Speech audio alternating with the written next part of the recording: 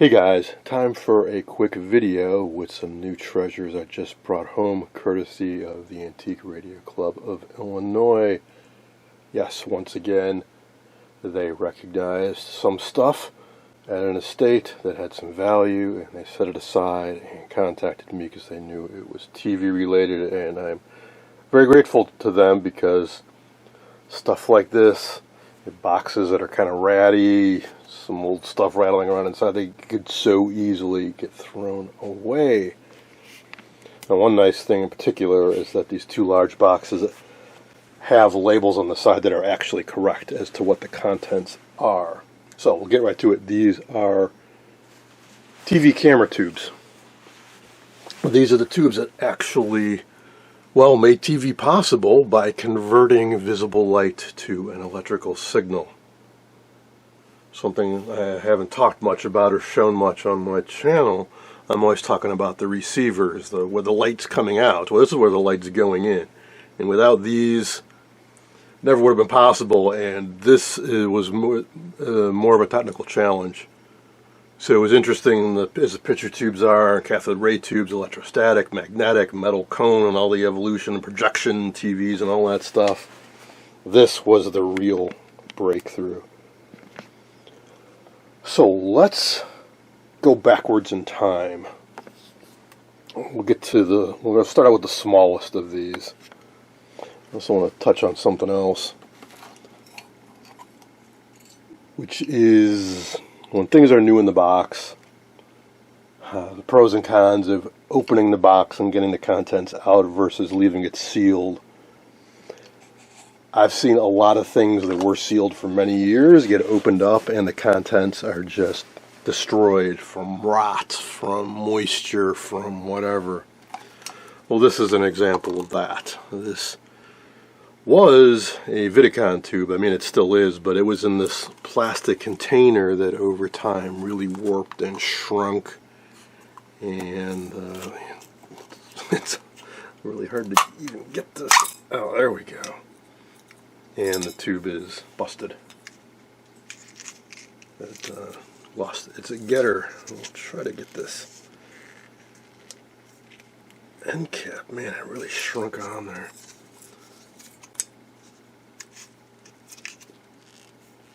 I can unscrew it. Please don't shatter in my hand. Oh, yeah. Okay. So yeah, the end broke off. So the pressure of that plastic shrinking around it ruined it. It destroyed the tube from the pressure of it. So GEC 7038. So this is a vidicon tube. This would have been in a small camera, probably 70s, and the light goes in there and you get signals out the back. You know, we're so spoiled now by phones and digital cameras and camcorders and the thing I'm recording with right now, but those are actually all pretty recent inventions. If you got a handheld camera in for sure in the 70s, 80s, and into the 90s, they still used vacuum tubes for the image sensor.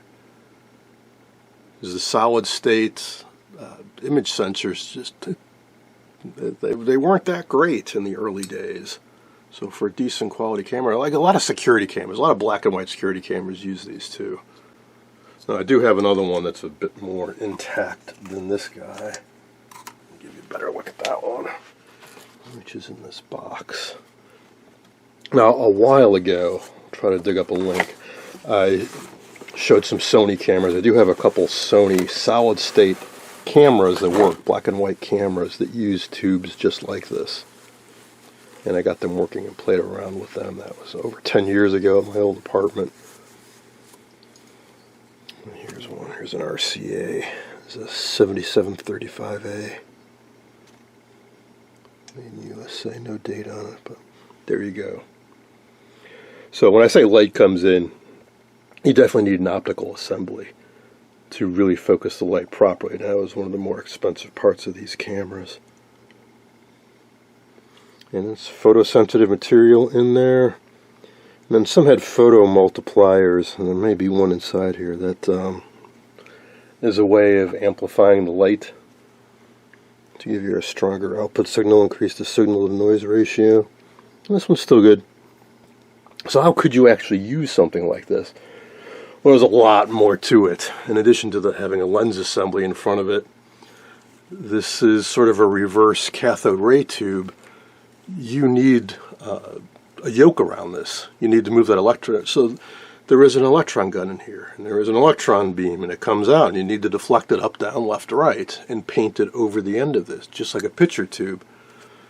But the deal is light shines through on the other side, and where the light hits it, the intensity of the light changes the nature of the material, and the current on that electron beam varies with the intensity of the light. And this isn't one uniform piece of material. It's actually sputtered, or somehow they have a really, really fine mosaic or droplets on there. Think of it as pixels, your dot density, to isolate the charge. I don't know if that's exactly how these work, but that's certainly how the earlier types we're about to look at work. And they did make them a little bit smaller than this, right at the very end. But this is what you would have gotten in a handheld video camera, the kind where you would have like a shoulder pack with a VHS tape and a battery pack and stuff like that. There'd be an image tube like that inside. Alright, let's go back in time a little bit more. Now, these little guys I just showed you were inexpensive, lower resolution, low cost camera tubes. But what did they use in an actual commercial TV studio? Well, they had higher quality versions, larger versions, like this. It's also a bit older. It's an Image Orthicon 5820, introduced, I believe, in the 50s or 60s. Probably used for about 20 years or so. Similar to what we were just looking at, but a few differences. One, of course, it's much larger. We have a much larger aperture. So one advantage of having a larger opening is you can gather more light, and there's a larger surface area, you can get higher resolution. It also has a photo multiplier at the end, which will help increase the light sensitivity. Essentially, it amplifies the signal that comes from the photons coming into it. These are fairly common. They were used for quite a while. And something else we need to talk about is that all of these camera tubes I'm showing you are monochrome, meaning they're sensitive to the spectrum of visible light, probably into the infrared, maybe into ultraviolet a bit. But you don't get a color signal out of these. You get a signal out that's relative to the intensity of the light coming in. But of course they had color cameras, so how did they do that? Well, with the advent of these 3-inch Image Orthicons came the first RCA color camera. I believe it was a TK40 and TK41. They used 3 of these, and they put a filter in front of them. One would only allow red light in, one green light, and one blue light. They would take the 3 separate signals out of it and make that up into luminance and chrominance, and do the phase for the color and the amplitude modulation for the brightness and all that good stuff, and eventually get you an NTSC signal, which is why these things are so complicated. The camera tube itself is relatively simple. It's a beautiful piece of engineering, no doubt. There's no electronics to this. Remember, each one of these, so there'd be 3 of these in the camera. Each one had its own separate horizontal and vertical yoke, and then the driver boards, amplification boards, and you had to combine the signals for the 3 and get the right ratio so the tint was right. And then, hey, how about horizontal and vertical sync? Well, in a real studio, they would have more than one camera. And you can't have independent cameras with their own sync pulses. They all need to be synchronized so that if you pan from one camera to another, there's no disruption in the image. So that's why the camera chain, the modules that this stuff connected to, the output to the cameras, would go to racks of equipment. that would generate those synchronization pulses and equalize the brightness between the cameras and let you pot and fade between them, and then preview what the output signal would look like and all that stuff. So crazy complicated, but this is the heart of it. So again, this is a 5820 image orthicon. You may have noticed that the base is red. I don't think that has any significance. Like, there's not a 5820 red and a 5820 green. Has something to do probably with the production batch or something like that. 5820A, serial number Z14661, no date, I don't think. There's just a label on here. Keep face of this tube up during handling. Prevent damage to the light-sensitive surface. So you might think, hey, to protect that you want this face down, but no, you want it face up. Because you don't want to have this bottom rubbing against anything where you could get scratches on that surface, because any defect on this surface will ruin the image. You'll see specks and scratches and lines and stuff like that. Okay. So that's the little 3-inch guy. For sure, I know they use trios of those in color cameras. They may have made lower-end black and white cameras that just used a single one of those, but higher-end monochrome black and white TV cameras used what's in this box. So this is a 4492/V1. Got a bunch of labels on this box. This one in particular is interesting because it has a TV station, KFMB TV, Channel 8 CBS for San Diego. And the address on here is Peoria, Illinois. And April 10th, 1967. So I don't know if this came from San Diego to Illinois, or what was going on with that exactly. Looks like they reused this box several times and it was shipped between various places. 275940, don't know what that means. Some kind of routing number. 2 packages of electronic TV tubes. Yes, I noticed in this box at several places it mentions that there's 2 tubes in here. But it's not big enough. You'll see what I mean in a moment when I take it out. Perhaps that 3-inch guy was fit into this box. And again, prevent damage. The TV camera tube in this package will be damaged if turned upside down. Please handle, stow, and ship with this end up. They want the face of it to always be up. So what is in here? Well, it's the big brother to that little 3-inch guy I just showed you. I think these came out a bit earlier. I'm not positive about that. This particular example, just like that 5820, is a bit of a late production model or example, but these were introduced, I think, in the 50s. Pretty impressive in person. So very similar to what we just saw, except this is 4.5 inches in diameter, so it's quite a large tube, but a very similar base.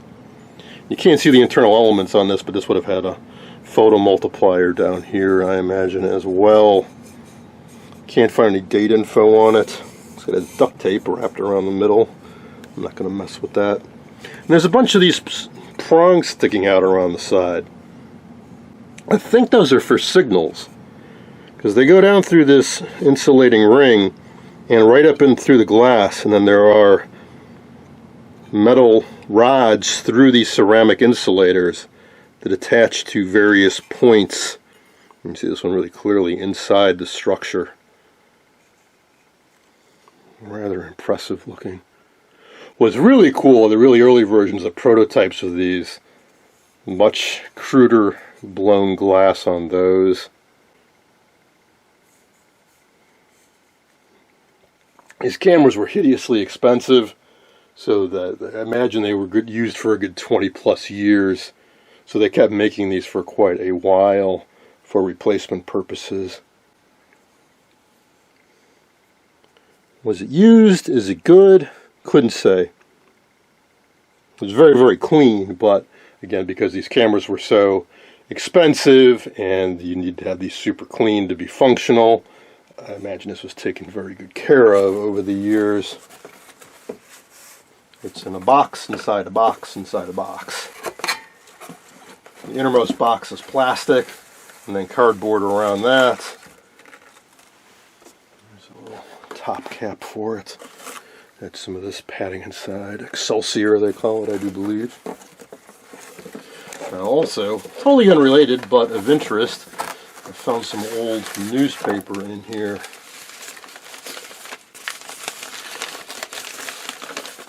So let's see what there is to see.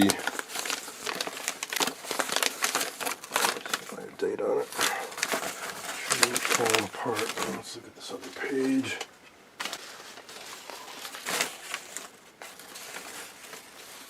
Sports Business, Section 3. Oh, here we go. Chicago Tribune, November 19, 1968.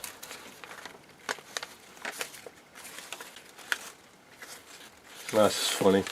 I noticed this when I first opened it up. Somebody praises OJ, saying acting ability aids skill. It's an article about the acting abilities of OJ Simpson. And saying he's as good on film as he was on the field. that didn't age too well. On the flip side, we got funny papers. Dick Tracy, Dennis the Menace, Orphan Annie, Fred Bassett. Good stuff. I grew up reading this kind of stuff. Gasoline Alley. So, anyways, well, let's move on to the final and most exciting box. And this is also a little bit later production.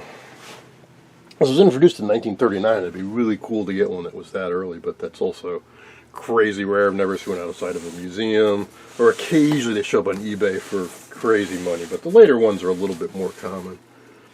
There are also other versions of this. Some of you may know that they made a little mini version that was used on some guided, sort of like cruise missiles in World War II. But this would have been used in a TV camera, black and white, of course. This is what you call an iconoscope. So we had a vidicon, image orthicon. This is an iconoscope.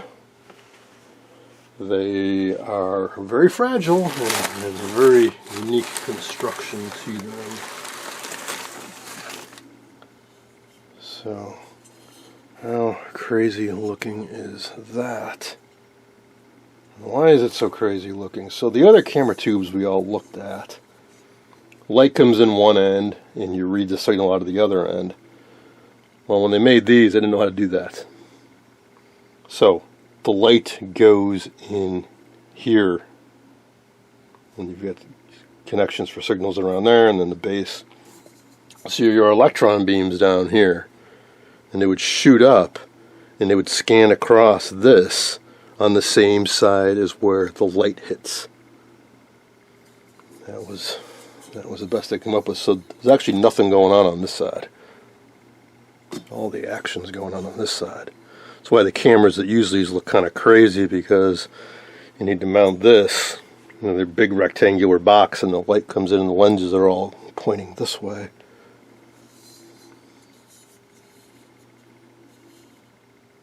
I was looking around on this for a day. The gutters look like they're still good. Of course, I don't have anything to put this in. I don't know if there are any functioning cameras out there in existence that could use this. I do know that there are two, well, for sure there's one video out there. I just rewatched it again today. I haven't seen it in quite a while, but there's a gentleman in Japan that got his hands on one of these, and he built a camera from scratch. The yoke, the drive circuits, the amplifiers, all that stuff is from the early days of YouTube. We need a 15-minute cap. I don't think there's any narration to it. I don't think there are any subtitles to it. It's an older video. But at the end of it, he shows the actual images captured from these. And that's a tough thing to describe, because I was showing a coworker, because I picked this up. I made the exchange at work today, and I was showing one of my coworkers this and trying to describe to him what the images look like, because these were used, well, starting in 1939. There were no videotape recorders. The first one came out in '56. So there are no direct storage, media storage of what the image actually looks like that one of these produces. There are a few clips out there from people that got old cameras working, or they would point a film camera at the front of a television set and record it. But these produce a very distinct image. If you've ever seen some old examples of really early shows, Ernie Kovacs, stuff like that, in the Dumont network, these are the types of tubes that when there's a really bright light, they get black. They oversaturate really easily. They make the very distinctive type of image. Unlike the later tubes, these were really finicky to get to work right. To get a full 4:3 aspect ratio that was clearly in focus with good definition, with good contrast, with good dynamic range and low noise was really tough. I think these had bad light sensitivity. So they weren't used for all that long. Of course, World War II interrupted everything. I'd have to do a little research to see when the image orthicons came out. But I'm pretty sure by 1950 or so, these were rather obsolete. I did find a date on this box, I believe. Let's look around.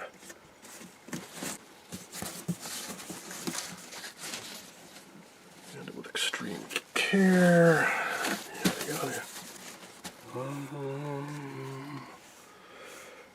Yeah, I received 6/28/56. So if somebody's still using the 56, it's probably because they had a very expensive camera, or it was at a smaller station that inherited the camera from some other studio that was upgrading, is my best guess.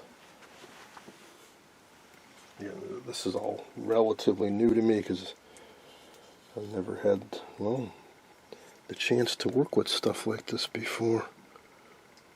There's notes and stuff scribbled inside. It's 2035%, SP456. Because that's where they evacuated the air. I don't know how they made these things. It's not like they put two pieces together and there's a seam. At least it doesn't seem like that.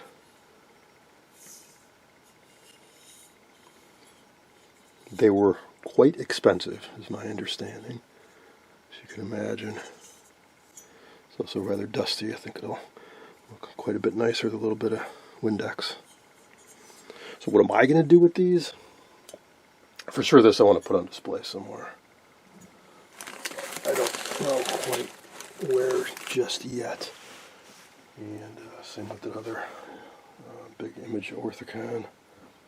But hey, there you go. A look at some early TV camera tubes. If any of you out there have any more info, can shed some light, can correct some of what I said, please leave a comment. Thanks for watching.